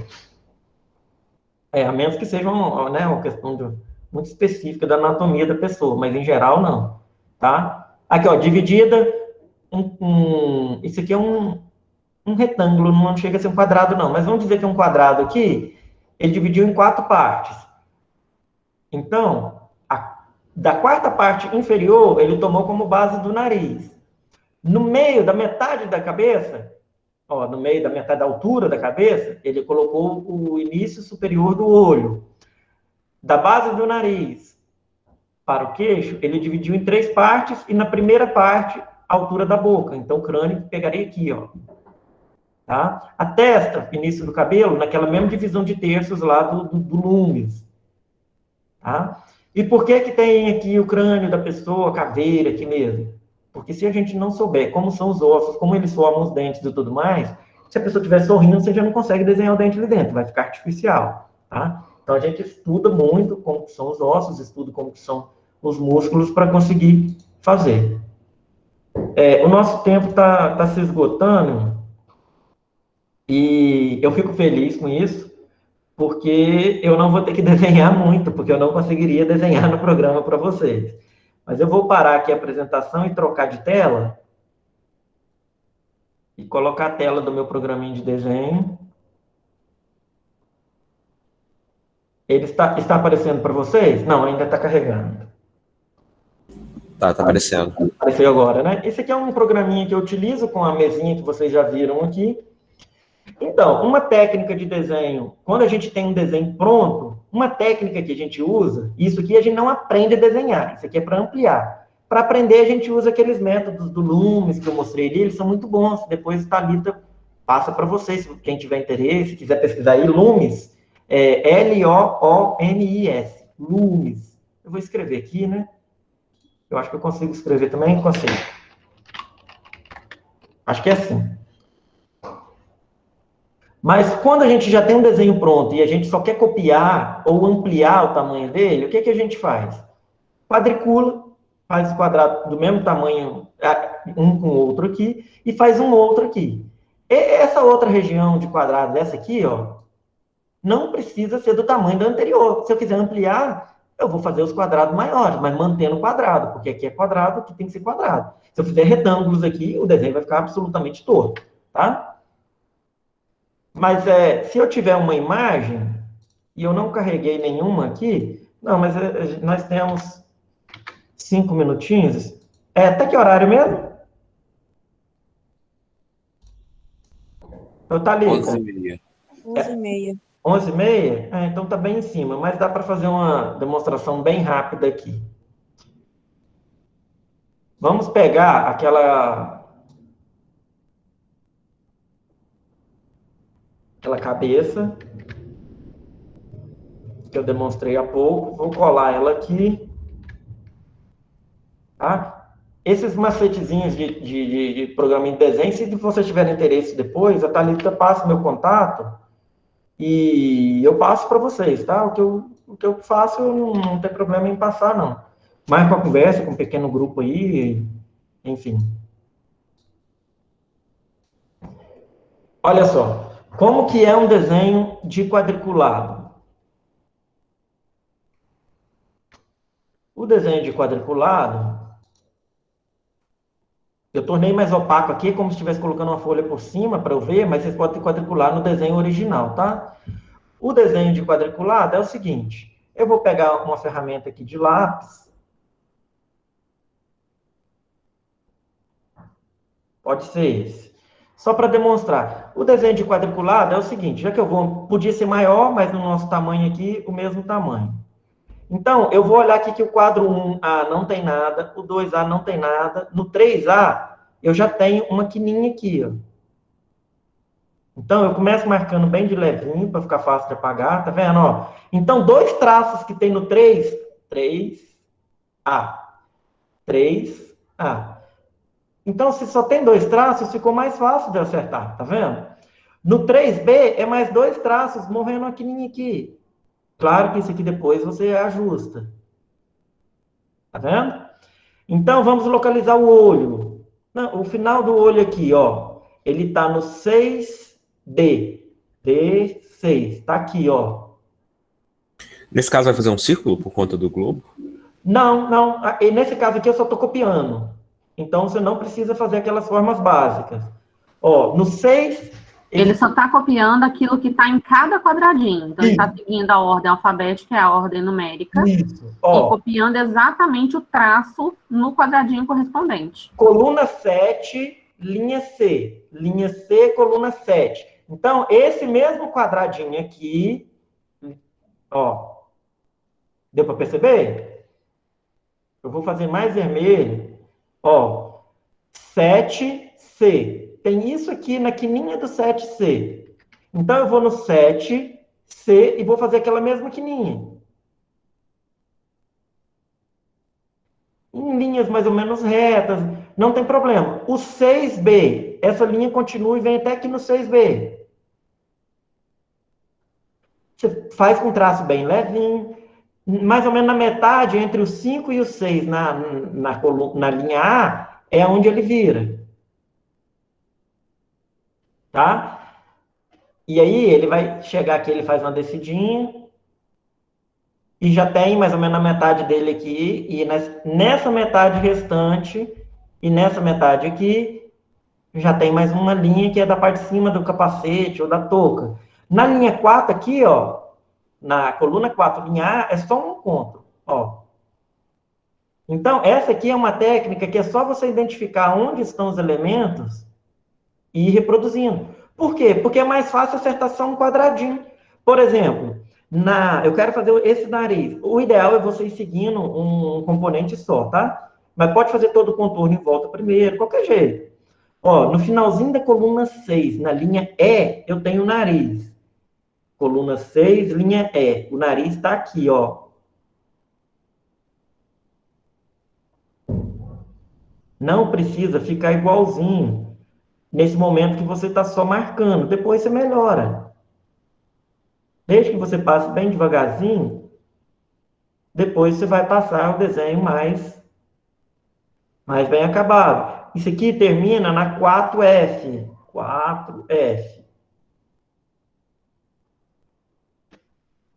Eu estou tentando, porque eu narrando e fazendo, eu gasto um tempinho aqui, mas aqui, ó, tá vendo? Eu peguei muito para baixo, aqui tá um pouco mais em cima, não tem problema, depois você corrige. Esse final aqui que eu marquei para vocês, que é essa mesma altura aqui, ele tá na 3E. 3E. Então ele tá aqui, ó. Então eu já sei que essa cabeça ia colar aqui, que seria esse traço, ó. Ó, então ele não existe no desenho, mas ele está aqui, eu já sei onde é. E esse aqui existe. Ó. Vocês têm aula com outro professor agora, né? Não. Não? É porque eu não vou ficar tomando tempo de vocês e, né, para a gente respeitar o tempo certinho aí. Eu não deixei para fazer um desenho mesmo, porque na ferramenta digital, confesso a vocês que é mais difícil para eu tentar fazer um desenho mais natural, assim. Cartoon eu faço, mas um desenho mais natural é bastante complicado, tá? Mas então eu vou encerrar, só fiz uma demonstração básica, eu deixei o desenho para o final para não dar tempo mesmo, porque eu não teria condições de desenhar num nível satisfatório para vocês aí, tá? Se alguém tiver depois intenção de estudar um pouco de desenho, ou ver como é o processo e tudo mais, monta um grupinho de 3, 4, 5, conversa com a professora Thalita, a gente faz uma reunião específica, faz demonstração de desenho. Se gostar desse estilo de cartoon que eu faço, é só me falar que tem toda a disposição para apresentar. Por exemplo, esse que eu fiz deixa eu colocar na telinha aí com o Manuel. Você tem aqueles vídeos que foram realizados para o projeto de elaboração de materiais? Tem. Dicas de desenho? Eu tenho. Deixa eu abrir o canal aqui, que eu passo o canal para vocês. Ai, ótimo, porque aí já dá para eles terem noção, para quem gosta de desenho, dá para ter noção de outras formas também, né? O risco os vídeos estarem privados lá, mas se tiver privados ou tem outra expressão que eu esqueci, que só eu vejo, mas se tiver, eu vou liberar e deixo eles públicos lá umas 2 semanas aí para vocês verem. O canal, o link é esse aqui, ó. Tá, gente? Eu agradeço muito a paciência de vocês, peço desculpas aí pela nossa limitação de conhecimento e técnica também. Tá? Se for o caso, na próxima oportunidade, a gente tenta fazer algum desenho ou amenizando a pandemia aí, pessoalmente é bem mais fácil. O grupinho de desenho de pintura, os meninos fizeram alguns trabalhos bem razoáveis lá no campus, eram turmas anteriores, a de vocês, e a da engenharia também, para falar a verdade. Mas, assim, a idade de vocês é muito tranquila, tá? E me coloco à disposição, mas principalmente eu agradeço muito a vocês pela participação e agradeço também a professora Thalita pela oportunidade. Sempre que precisar, nós estamos à disposição. Tá joia? Éder, eu que agradeço, tá? Agradeço muito mesmo. Tem esses vídeos que o Éder fez, gente, para esse projeto, também interessante para quem quer ir ter ideia básica de desenho, é muito legal. Se vocês quiserem ver outros tutoriais de desenho no YouTube, fiquem à vontade para fazer isso. Sugiro que vocês até compartilhem lá no nosso grupo, tá? Então, acho que... Porque desenho não é dom, desenho não é vocação, desenho é técnica e precisa de treinamento, tá? Se você, assim como uma língua estrangeira que a gente se propõe a, por exemplo, eu vou estudar pelo menos aí meia hora por dia, sei lá, que seja 10 minutos por dia, desenho é a mesma coisa. Se você começa a praticar, você chega a um processo de evolução da técnica do traço num determinado tempo. Então, nada mais do que técnica e treinamento, tá bom? Então, quem tiver aí tutoriais, compartilha com a gente. E, Éder, muito obrigada pela grande aula, pela grande associação aí dos artistas renascentistas, foi muito bacana, e espero aí que os meninos tenham gostado e valorizado, e também aí descobrir um aplicativo, um programa novo, possibilidades novas, né? Porque as pessoas acham que desenhar é simplesmente pegar o papel e sair por aí, né? De forma aleatória. Na verdade, é a técnica pela técnica mesmo. Tá bom? Então, e muito estudo. Então, fica aí meu agradecimento aí para você, e te encontro à tarde, o pessoal do meio ambiente. Muito bem, eu que agradeço, gente. Tchauzinho. Até um próximo encontro. Com certeza vai acontecer. Tá joia? Então, tá joia. Obrigadão. Gente, só alguns informes. Coloquei a lista de presença no chat. Nós temos aí, para o portfólio 2, 3 tarefas.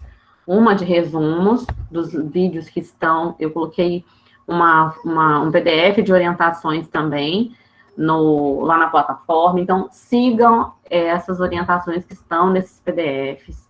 Então, estão detalhadas. Se não tiver tão detalhado, me manda que eu detalho mais um pouco.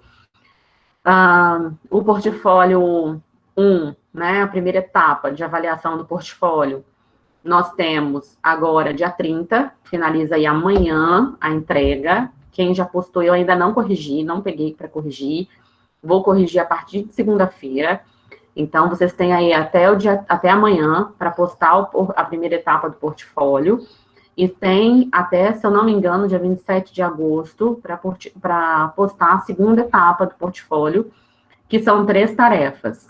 Que é uma tarefa de figura humana, que eu dei mais tempo aí para poder ser feita, porque eu sei do grau de dificuldade. E uma tarefa de produção de história em quadrinhos. Vocês não vão criar uma revista, tá? A gente vai criar uma revista a partir da sala, do que a sala fizer. São, no mínimo, aí 4 quadros de uma história em quadrinhos. Praticamente, não fica entre a tirinha, porque normalmente a tirinha tem entre 3 e 4 quadros no máximo. E na semana que vem, o Manuel vai vir para poder dar dicas de como produzir a história em quadrinhos. Por isso que eu joguei a segunda etapa do portfólio mais para frente, para que vocês tivessem esses 2 especialistas na área, para vocês poderem tirar a dúvida. Tá bom? Então, quem tiver aí tutoriais de desenho e quiser compartilhar também, tá bem interessante. Eu vou ver se eu encontro alguns também, para a gente poder fazer. Essa técnica de quadricular que o Éder apresentou, ela é bem interessante, que você pode quadricular qualquer imagem e você faz o tamanho que você quiser, esse quadriculado, por exemplo, do tamanho de uma folha de A4, porque não depende do tamanho de cada quadradinho. O que vai influenciar é a quantidade de quadrados, a quantidade de letras, por exemplo, e números. Isso é o que vai influenciar. Isso é uma técnica que usa não só para reprodução daquele mesmo tamanho, igual ele colocou no programa, mas é também para uma técnica de ampliação, quando você quer ampliar.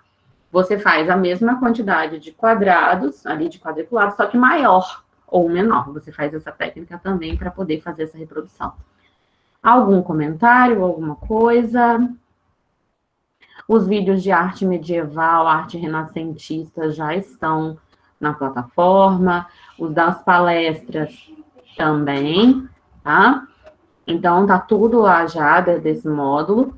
E na semana seguinte, acabando o nosso bloco, eu vou fazer igual eu fiz, eu já vou antecipando e avisando a vocês, para que vocês possam, quem tiver aí querendo adiantar alguma coisa, para não ficar muito lá para a última semana. Inclusive, já tem agendado, se eu não me engano, eu acho que eu já agendei, acho que até questionário de vocês. Se eu não agendei, está anotado nos meus papéis aqui, para poder colocar lá, que vai ser ali na primeira semana ali de setembro, tá bom? Então, um beijo para vocês, bom almoço, e se alguém tiver alguma dúvida, pode falar, abrir aí. Eu vou encerrar a gravação. Eu ia